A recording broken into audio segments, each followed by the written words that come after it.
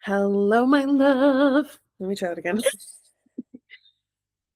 Hello, my love. Welcome back to RX Tarot. In this episode of the ReWrite, I'm going to be diving into your ideal environment. So, what is your ideal environment? Well, first, I want to explain that the environment in human design refers to the energetic conditions of the space you are currently in and how your body reacts to different sensory experiences. By creating an environment that is more aligned with your energy, you will feel more capable of your own natural process. Remember, your environment is either helping or hindering your process. So let's experiment with it, because the environment, another piece of this is understanding where you have undefined energy centers is where your environment can condition you. So knowing that you're in the right environment is really important for multiple layers. But for right now, I want you to look at what is your actual environment. There are 6 different environments you can be in, and we're going to dive into them today.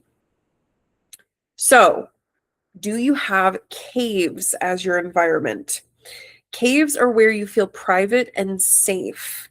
You can think of cozy rooms, booths, window seats, bedrooms, home office, enclosed workspace, places where you can control who enters. I put sorry, we're closed to kind of give you that energy of holding boundaries.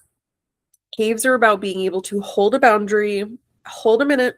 I need my space. I need some time away to close the door and have my private space. This is where you have your back protected. I find that to be a really interesting piece of this because there's so much about safety in the caves environment and just being able to choose who has access to you. So let's look at it from the perspective of each energy type. A projector with caves environment might create a cave by having a private consultation room where they can retreat between clients. So let's say you are a therapist, right? A therapist is a great example because you already have a private area, private space where it's just you and that client. But then that client leaves and you can come back to the space, clear the energy, and have more energy for yourself, more time to clear the room. Having that separate space, having that separate energy is where you're going to start to feel more clear on what you actually think. Let's say a manifestor has caves as their environment. A manifestor might need space where they can disappear and initiate without constant interference.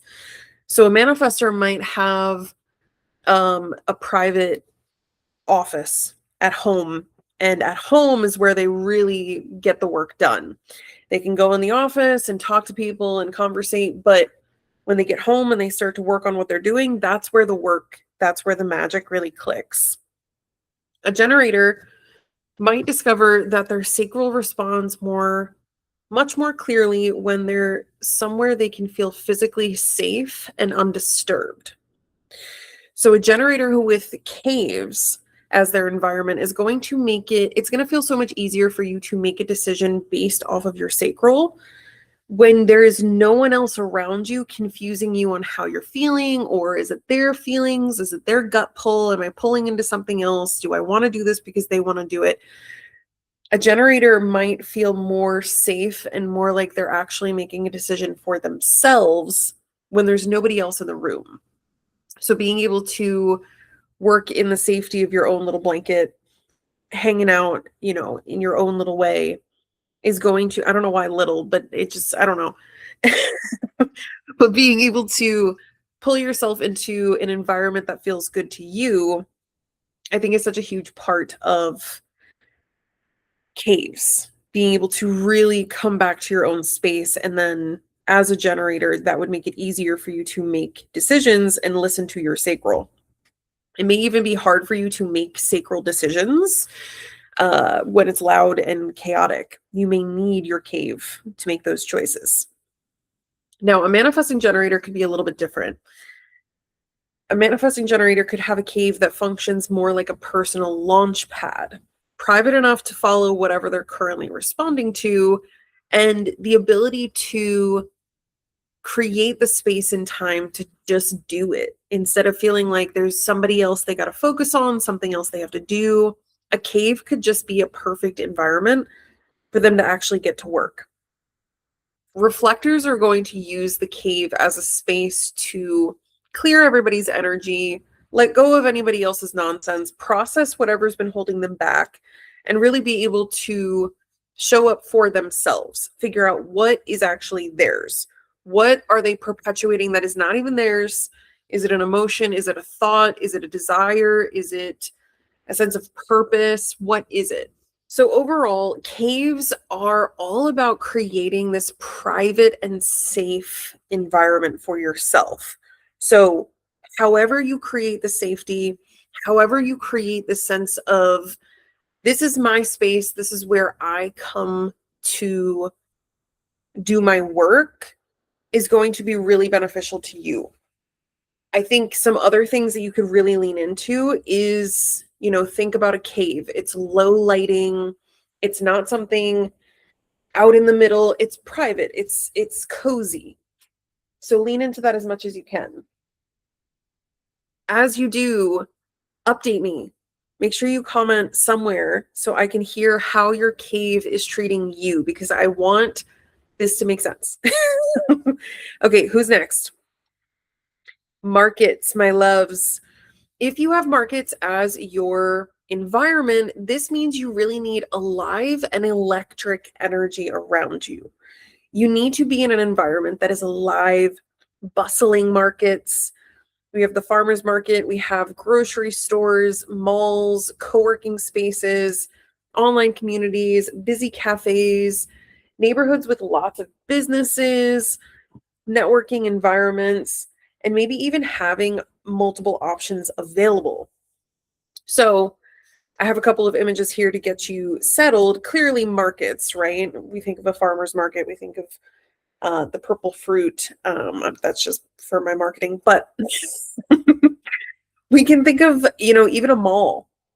There's a bunch of things going on. There's commerce and transactions and, different business ideas, and people are doing things all different kinds of ways and leaning into this and trying that. And it's not just about buying things, though. It's about being able to exchange. So I even have more of this online community slash, co-working space, because let's say, she's working on an art project and she's writing a book and he's putting together a presentation. But all three of them start to have a really good conversation that inspires each other and enlightens each other to different aspects they didn't think about of their own individual projects. So markets are not just about buying things. It's not just about being in a mall to buy things.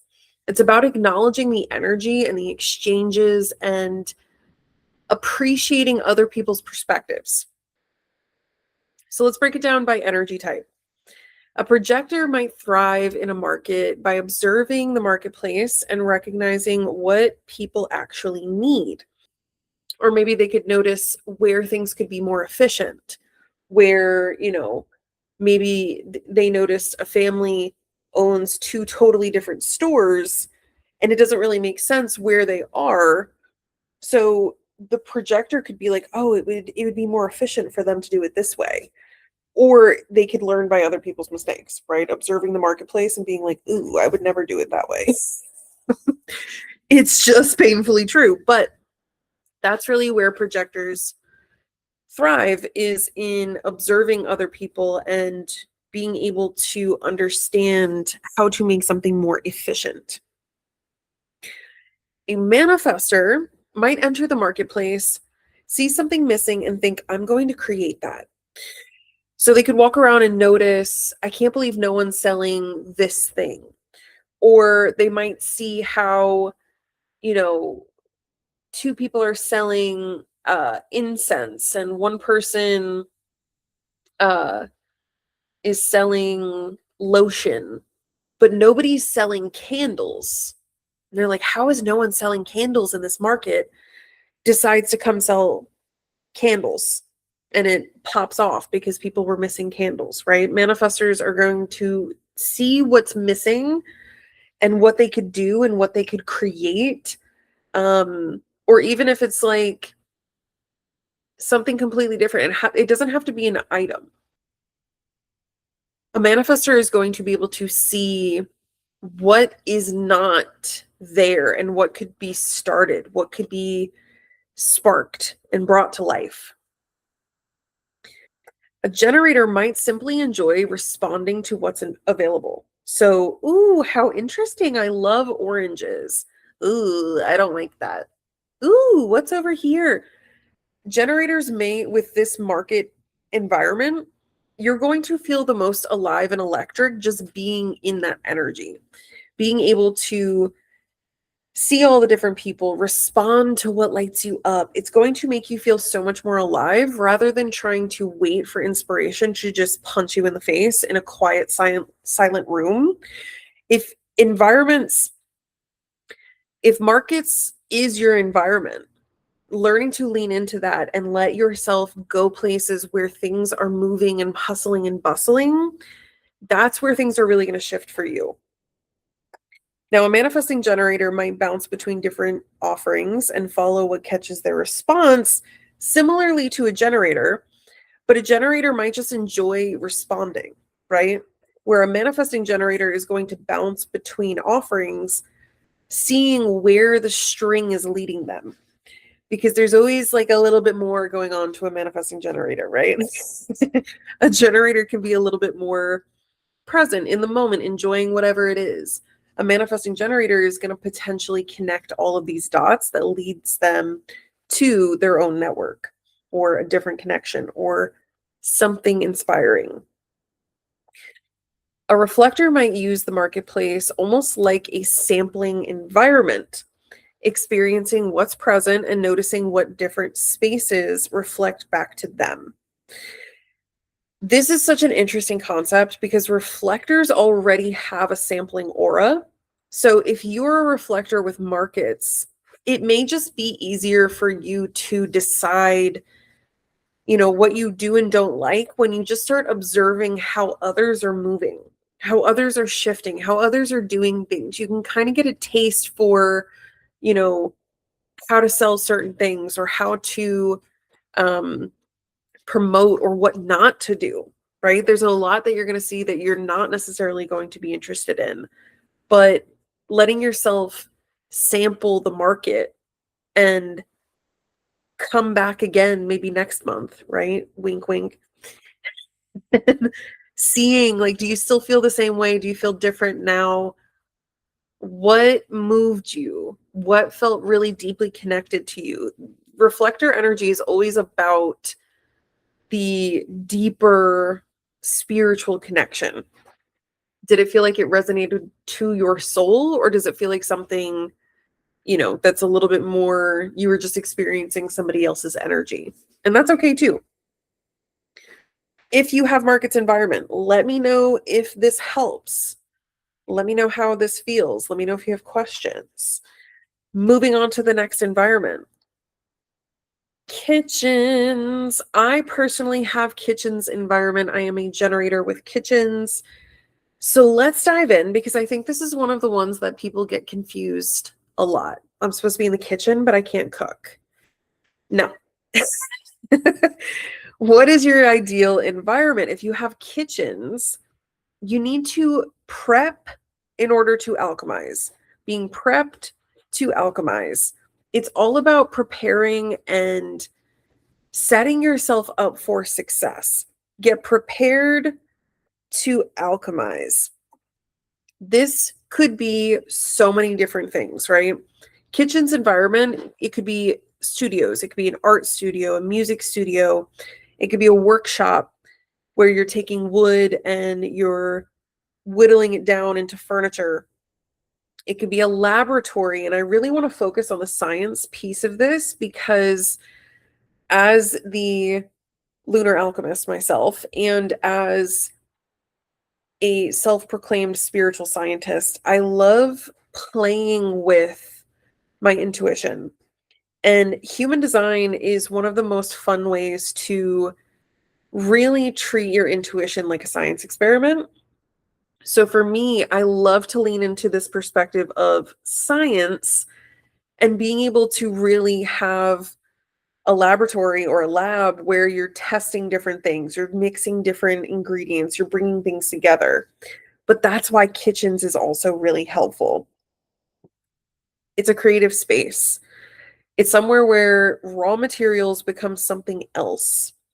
Restaurants, maker spaces, which is really just, a community space where you can go and use tools that the community all shares. So like a computer lab or, a place where you can use a 3D printer or woodworking tables, things like that, right?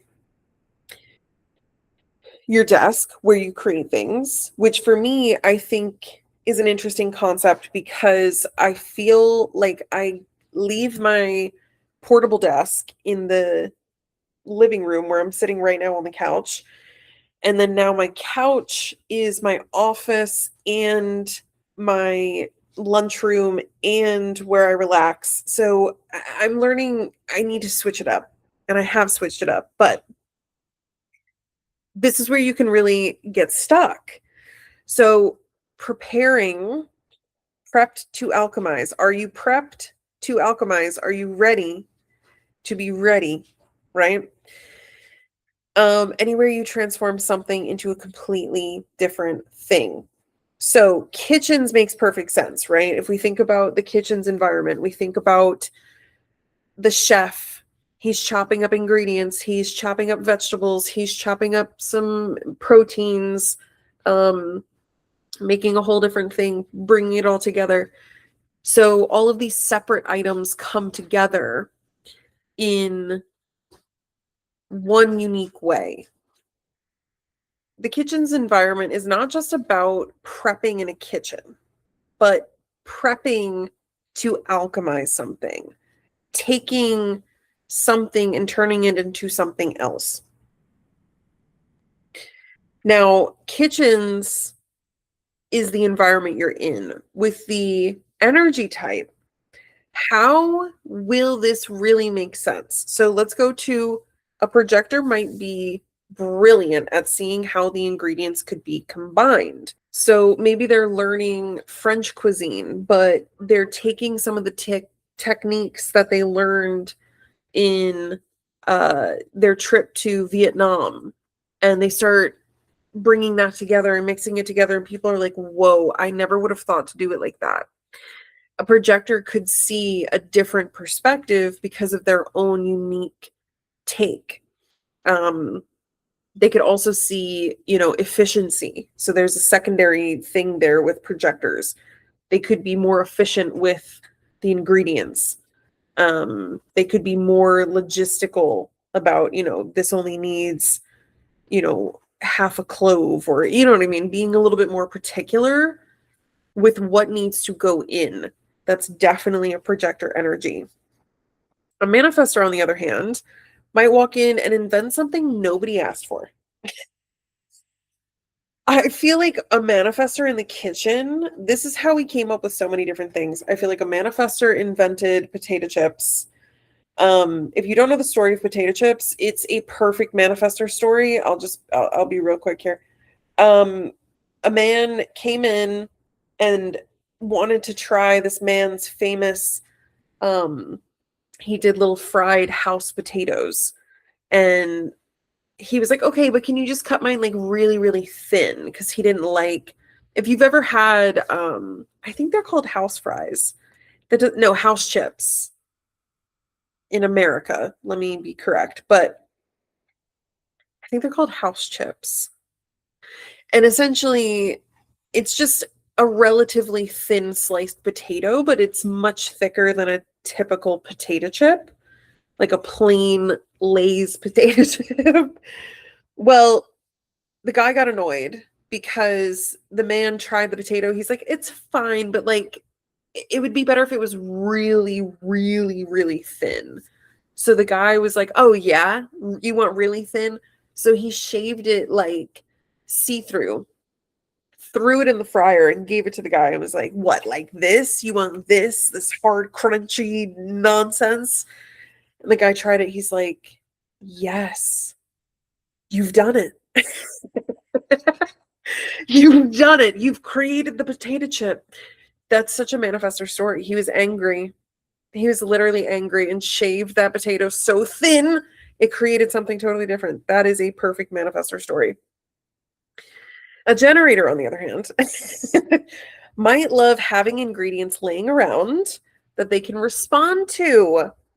This is so me. I am a 6-2 generator and I just have stuff everywhere. It's actually a problem and I'm working on it. Am I working on it? No, not really. And I just don't even know what to do about it right now, because what really is difficult is sometimes the mess is what makes more sense to me. When I put everything away, I can't find anything. We're trying to figure that out. I think what would be more helpful is if I have things that are just visible. And this is so funny because this is actually true about the way I have been asking my husband to use the fridge. If we keep all of the vegetables in the drawers, I don't remember they exist. So I've been asking him to put them out, like on the fridge shelf. And he's annoyed by that because they're supposed to go in the drawer. I'm like, yeah, but they don't actually get any more crisp or anything. It's just more organized that way, but I don't remember it exists. So learning to work with this is a little tricky. Okay. But it really has been helpful for me to switch it that way, and then putting like sodas in the drawer. So now if I want a soda, I'm going to go get a soda. But now I'll open the fridge looking for a soda and be like, oh yeah, I have that cilantro I need to use. You know what I mean? And now I have something to respond to. And as a generator, that's what is so much easier to me, is to be prepped to alchemize, to have things visible that I can, oh, I want to make some espresso. Oh, I can make that smoothie. Oh, let me mix this together with that. When everything is out, it's easier for me to see. I also think this means we need to learn how to become minimalists and not have everything, because that's where it's too much. I hate it. I want to throw everything out. So many gents might constantly rearrange the kitchen and experiment with different recipes. I could see a projector wanting to make the same meal every single time. Let me perfect this meal. Let me make it exactly the same. So when you come to the restaurant, it's that same taste. Your grandma made it. Oh, so good. A Manny Gen might be like, yeah, you know what? This ramen was really good. But what if it was birria ramen? And take my consomme from my quesadilla and make it a soup. And then I put in so now we're fusing, it's like a fusion of Asian inspired food, Mexican food. You're tying things together. That's very Manny Gen, to be much more experimental, trying different things, mixing things together, feeling like, okay, this time, maybe you added a boiled egg. Next time, no egg. Next time, more spice. Next time. So it's always going to be different. Constantly rearranging the kitchen, putting things in different orders, trying things in different ways. A Manny Gen with kitchens is a true scientist, constantly experimenting with everything. So lean in hard. A reflector with kitchens as their environment might be particularly sensitive to the quality of the people or materials being brought into the space. This is a really good one to think about, because when we think about reflectors are meant to sample their environment and feel like, okay, I didn't like that as much as this. I didn't like that as much as this. So a reflector with kitchens They might be like, okay, this was fine, but next time make sure you get the mushrooms that are from that other store. I like the way they grow them better. Or they could be like, okay, when we are scheduling people, make sure so and so is not on my time. Like keeping people separate because their energy does not work with my energy. Being very particular and sensitive to the quality of people and materials that you are around. So being able to taste the difference and the subtle shifts between the deli mustard and the spicy brown mustard and the way it changes the whole experience. You could be very sensitive to those things, and that could make you an incredible chef, really good at art, music, in the creative space. You could just be very particular. Again, what's funny about kitchens is there's sort of this like mad scientist meets perfectionist.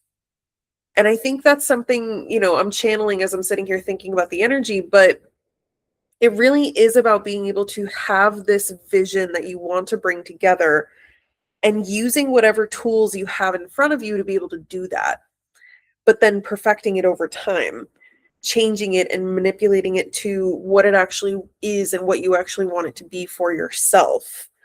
So I am passionate about this because I live this one. This is the one I live. And it makes a lot of sense. If you even remotely know me a little bit, I feel like this one makes perfect sense. Yes, learning how to take whatever's in front of you. I love leftovers because I'll take like two totally different things and I'll make something new with it. Or like I'll have like a grilled chicken salad and then I'll put it in a wrap and now I'm eating a wrap for lunch. You know what I'm saying? So it's like, it's something different. I'm taking it from what it was and I'm putting it in and I'm making it something different. Love that. That's my environment, wherever I'm at, whatever space I'm in. So let me know if this is helpful if you have kitchen's environment down below. Let's move on to mountains. This is the most beautiful one that I did, I feel like. And maybe I'm just biased because I love mountains. I love mountains. I love being able to look over and gain perspective. So, what is your ideal environment? If it is mountains, you need to gain perspective. So, think of upstairs offices, balconies, rooftops, hills, hiking trails, lookout points, quiet upper floors, aerial views, stepping back from situations, having physical or psychological distance. It doesn't mean you have to literally get away from something, but it helps. So if you need a visual, if you need, some space, being able to go upstairs somewhere to kind of look over, look out, maybe even look up at the stars. This could mean, looking at the astrology.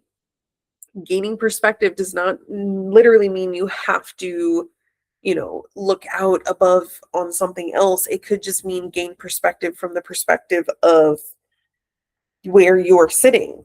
So if you're struggling with something, if things aren't quite working and you're able to gain some perspective by looking at the stars, right?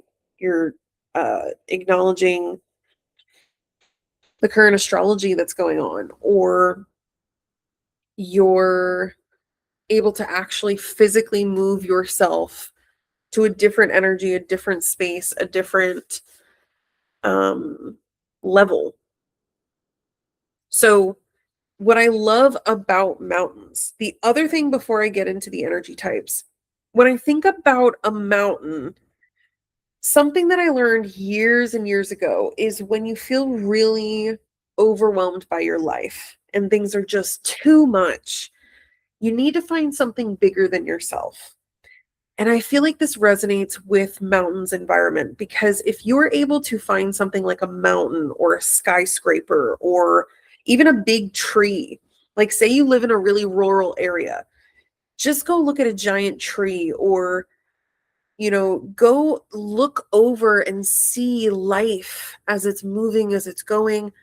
It's going to give you a different perspective. You're not going to feel so overwhelmed. You're going to realize, it's bigger than me. Things that are happening, it's bigger than me.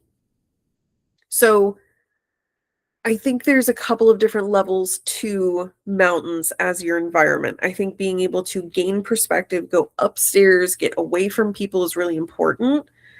But I also think there's this second, undertone, intuitive thing that I'm reading into with it, where it's about realizing there are things bigger than you. You don't have to have the answer to everything, which I think can feel like you're constantly trying to move a mountain. So pay attention, acknowledge there's more going on, gaining perspective. So let's break it down by energy type. A projector might use elevation to see people and systems clearly. So think of, I'm trying to think. I don't think I've ever worked in a building where a manager could look over the corner, but I did. I used to go to school where they had a balcony, like an overlook. And sometimes you would see the principal kind of looking down and just seeing the whole scope. And that's a really great way to think of projectors, right? Projectors using the mountain environment as clearly as they can is about seeing the whole picture, seeing how everyone's interacting. What are the different systems that are coming together? Are they actually helpful? Or are people running into blocks, running into issues? Because projectors are always about efficiency. So what is efficient within the system and what is causing a block? Now, sometimes you're not going to be able to literally look over and see how things are. So this could also mean taking a step back from a situation, right? Taking a step back. Okay, you have two different employees that are arguing about two different things from two different perspectives. Let's take a step back from the situation. What truth are we trying to get to here, right? Let's take the higher road. I just saw a video about no longer taking the higher road, but and realizing you kind of just get run over sometimes. But in some ways, you do have to take the higher road, right? What would be the best option for everybody? Okay. Taking the step back from the situation. What would be ideal across the board? Is there anything that exists like that? Go from there and then get as close you can to actually helping everybody involved. A manifestor might use distance to determine what they're going to initiate next. So for a manifestor, it may not necessarily be having to see the whole situation or having to, look up from above. But a manifestor might need distance. They might need space and being able to, hide away in their own treehouse fort office so they can decide what they want to initiate next. That could be a perfect example of manifestors just needing to use that higher perspective to understand, what do I want to start? What do I want to initiate next? What am I going to inform everybody on? A generator with mountains as their environment might use it to determine what actually excites them from a broader perspective. So a generator is always going to be responding with their sacral. But maybe a generator is like, okay, but I'm interested in this and I'm interested in this. I don't really know what I want to actually focus on. So they can step back from the situation, go to a quiet space, a quiet place where they can gain some perspective. They're standing on the roof, looking out at the world and realizing, overall, everything that I do connects back to XYZ thing. So maybe that's really what I want at the end of the day. And being able to gain that broad perspective will make it easier for you as a generator to decide what to respond to from here on out. A mani-gen might get the big picture and then immediately want to go experiment. So for a manifesting generator, it could be literally like going out up here, getting some fresh air. Yeah, that's exactly what I want to do. Get back to it. Go back downstairs, jump right in. A reflector might need the distance because they're particularly sensitive to what they're reflecting. So a reflector with mountains, being able to get up higher away from people, out of the constant hustle and bustle, being able to really clear your energy, clear your space, get that breath of fresh air, that's going to help you process. Maybe you're feeling a lot. Maybe you're feeling really intense about the people and the environment that you've been in. So you need to create that mountains environment where you get sort of like pull your head up over the water, you know? Let me get some fresh air real quick before I jump back into the pool, because maybe you're dealing with a heavy situation, or maybe you're just really sensitive to other people's energy and need the time away, need that breath of fresh air. All of this comes back to experimenting with your own energy type, experimenting with your strategy and authority. So I hope what I've said is helpful. Let me know down below if this is really helpful or what works for you if you have mountains as your environment. And I'd love to know your energy type as well. On to valleys. If your environment in human design is valleys, it's all about presence and flow. So when we think about valleys, there's a couple of different ways we can think about this. We can think about neighborhoods, streets, hallways, transportation routes, places where people pass through, communities, cafes where you become a regular, online networks, and overall, they're places to slow down and process or communicate with others. So presence and flow. When we think of a literal valley, right, we have the mountains on the side and we have the valley in the middle. Maybe there's a calm stream or even just a lake just sitting there. But there's almost always something going on in a valley, right? You have sheep over here eating some grass. You've got some bugs and birds flying by. Maybe there's a deer. There's always this flow.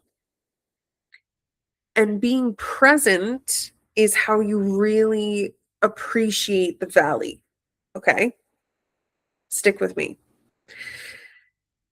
The perfect example in the modern age is listening to music in the car, because you are in flow. You're not stopping, right? You're physically actually moving, but you're listening to music. Maybe your brain is nearly like almost completely off, just enough to like respond to any sort of, flashing lights or something.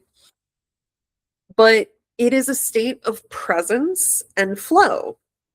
When you're driving, you're in motion, you're in flow. You could literally be in that energy of, quote unquote, being in the vortex. If we're talking like Abraham Hicks, where you're just listening to music, you're just vibing out, you're enjoying yourself.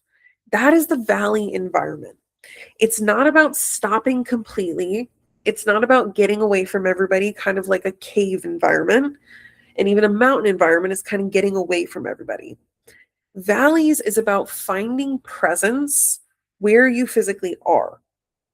So even sitting down to have a good conversation with a friend in a cafe where maybe you become a regular, it's just so consistent, so common. It's part of the flow. It's this presence, consistent, grounded energy. So let's break it down by energy type. A projector might naturally notice what's happening within the network once the pace slows.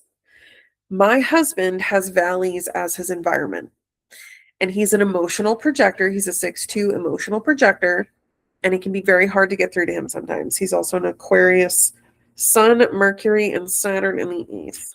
Yes, we are a match. I started to learn when he's up on the mountain and yelling about things, or he's upset about something, or there's too many things happening, that's not the time. When we're winding back down, maybe we just got back from grocery shopping and, all the groceries are up, we're settled down.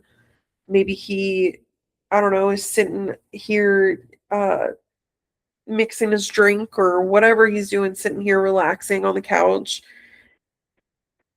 And I come and I sit down and I'm like, I just wanted to let you know, blah, blah, blah. Right. And I might casually mention something from earlier. I just want to let you know, I'm not trying to argue, whatever, blah, blah, blah. And then he'll say something like, I know, I get it now. I just got upset. I just got all blah, blah, blah. Something like that. Right.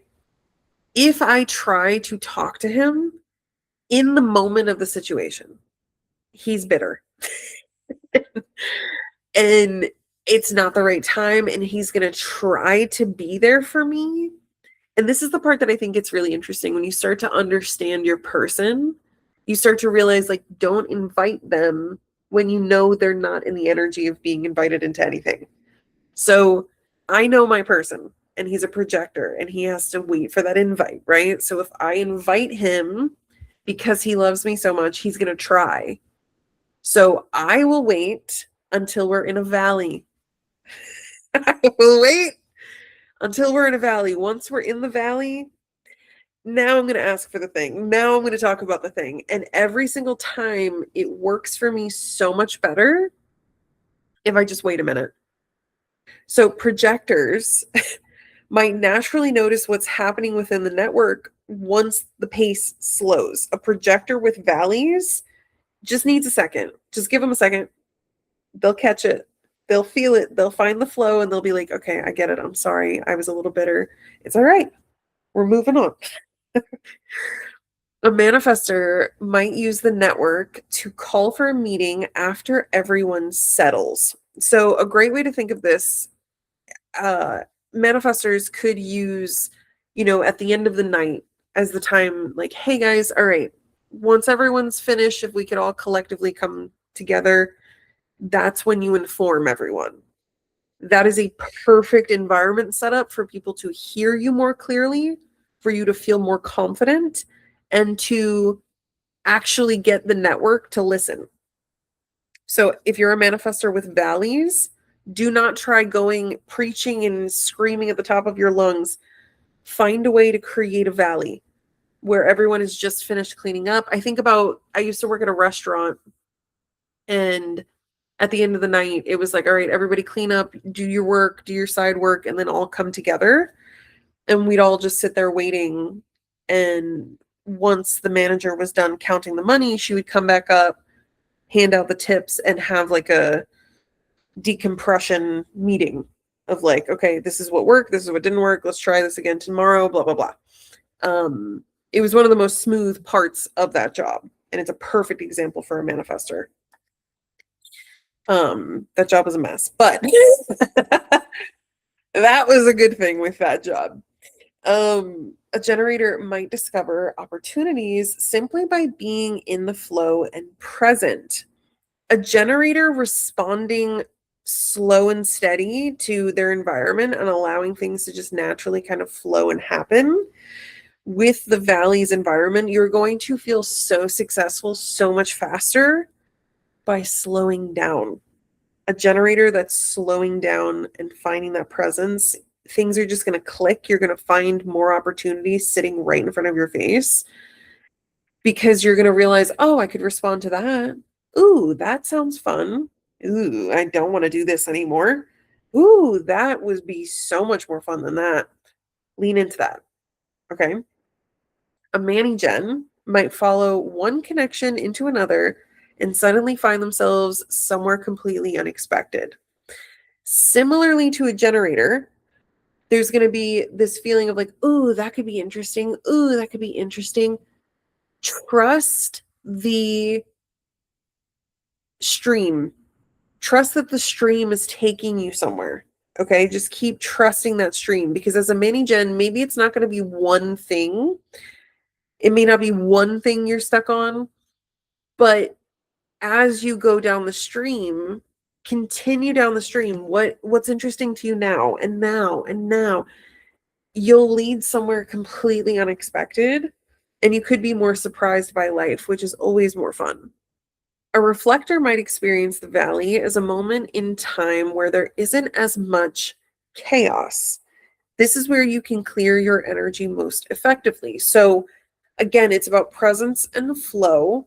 It's not about standing still, but there isn't as much chaos. And this is why I think riding in the car is such a perfect example of a valley environment, because you're still in motion, you're still in flow. I think a reflector might love singing in the car to themselves, clearing that throat chakra, clearing the space, clearing the energy, listening to Abraham Hicks to get that mindset back, right? Or listening to your favorite music, listening to meditation music on the way home from work so you can clear your aura as you're driving. It's about really having the energy and the space to be in this valley environment and not feel so much like you have to stop everything and halt everything, but slow it down enough so you can feel your own energy and your own natural flow and rhythm. That's where you're really going to shine. I hope this is helpful. Let me know if you have Valley's environment down below and what your energy type is. And I'd love to hear what you think. Now, Shores is the final one. And Shores is really about being between two worlds. So think about the beach where you have the sand and the water, the dry and the wet, the edge of a forest. You have city versus the suburbs. And with the city, I immediately thought of Stoop Kids Afraid to Leave a Stoop. If you know, you know. But it's all about being able to have two different worlds mixing together. So a doorway or a porch or a balcony, the border between rooms, the cafe patio where it's like you're in the restaurant, but you're actually kind of outside. Translational spaces. Nope. Transitional spaces. Places where you can move between solitude and stimulation. So the stoop is a perfect example, right? Because you're at home technically, right? You're on the stairs of your home. You could go inside and be more private, but you're not. You're outside. And maybe you have somebody driving by, right? And maybe you have somebody walking their dog. There's all of these different things that could be going on outside that you may or may not be a part of. So let's look at your energy type and see how you might fit into this environment. A projector might sit at the edge and observe. So he's a good example of a projector right now. He's observing their conversation, right? A projector is just sitting there kind of interested in what's going on, curious what's happening, people watching. A projector with Shores is a people watcher. 100%. I'm a people watcher too. But sitting in that shore really gives you a different perspective on when to move and why to move and what moves people are making. A manifestor might use the shore as a launching point, not quite inside the old environment, but not quite inside the new one either.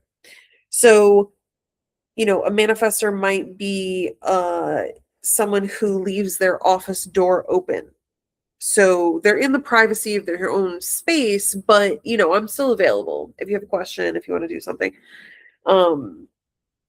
Or, being able to observe the next potential inspiration or thing you want to initiate, but not quite there yet. You're still kind of observing it. You're not fully in it yet. You're watching it before you take the action. And maybe you want to jump back and forth. Kind of like sitting on the side of a shore, right? You're sitting there on the beach watching people play in the sand, play in the water. You're kind of just sitting there deciding, like, what do I want to start? Do I want to start making a sandcastle? Do I want to start swimming? What do I want to start? There's kind of options. A generator might feel like it's easier to move toward whatever their sacral responds to more naturally. So if a generator is in a shores environment, I'm going to continue with the concept of the beach.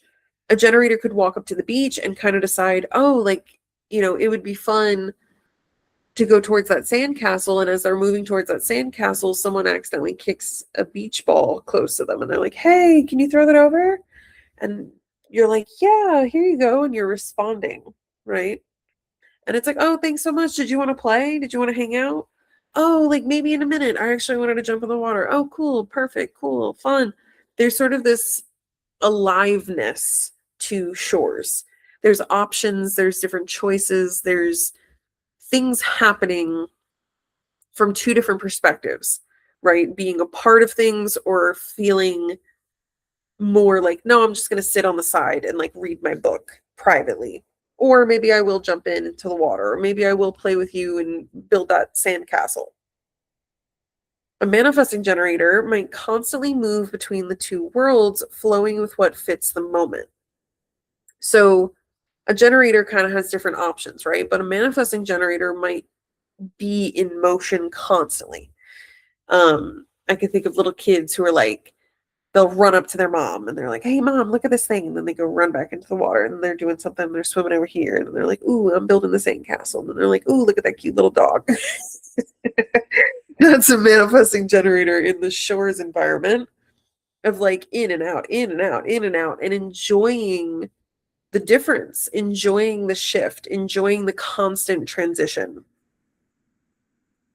A reflector might find that the ability to move between environments helps them determine what actually feels aligned for them. Now, if you're a reflector who's been sitting on the beach for way too long and you don't really like it, but you don't really know and you're unsure, you need to get in the water. And if you've been in the water and now you're like, okay, it makes a little bit more sense what I want, what I don't want, now you can get back on the shore. And what I mean when I say this, if you've been too closed off and protecting your energy, it might be time to jump back out there again. And if you're out there and you don't like it, okay, come back to the privacy of your own comfort and your own space. But giving yourself the environment where there's an option and not feeling like you have to stick with one thing, as a reflector, being able to shift your environment could literally be what helps you get unstuck. What helps you see, oh, I'm actually holding on to a mentality that's not serving me. So being able to understand being between two worlds, I also have this sign that's kind of like, this is this, and that's over here, and this is over there. So when you acknowledge shores as having options within your environment, you don't have to just be private and hide away, and you don't have to dive into the mess of it all. You don't have to stay dry, you don't have to stay wet, you can mix back and forth. And I think for me that's a little triggering because once I'm out of the ocean, I want to dry up. I don't want to get back in the ocean and then everyone's like, oh, let's leave, and now I'm soaking wet in the car. So I understand the desire of like, but what is the one thing that's supposed to make me comfortable? There isn't one thing. And in fact, making a different choice and making a transitional shift away from what you've currently been doing or what has been feeling sticky or slow could make all of the difference in the world. So I hope this is really helpful. If you have shores environment, comment down below. Let me know what your energy type is as well and keep me updated. And if you need more help, it's time to book that rewrite, darling. In the rewrite, I go over your astrology and human design in combination so you can really see the overlaps and who you're actually meant to be. Now, what's really fun about this is you have two different options, booking your reading your way. You can either book the voice memo reading, which is sent to your email, or you can book the one-on-one session where we meet in session or where we meet in person.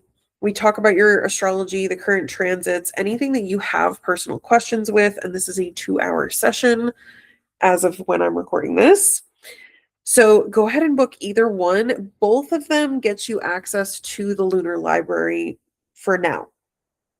I don't know how long I'm going to be running this. I feel like this is how I want my business to run. I want you to be able to book the reading with me and then get the long-term support if you need it. So book your rewrite through rxtarot.com. I'll have it linked below. And make sure to check out my other videos if you haven't already. I'm so excited for this series to dive into human design because I truly believe it's how people are going to start learning how to become a scientist to their own intuition and stop waiting for everybody else to make decisions for them. So let me know if you have questions. If you're ready for the rewrite, check it out down below. And yeah, make sure you're subscribed, follow along for more, and like this video if you liked it. I knew there was something else I was supposed to say. Thank you so much. Thank you for listening, and I will talk to you soon. Bye.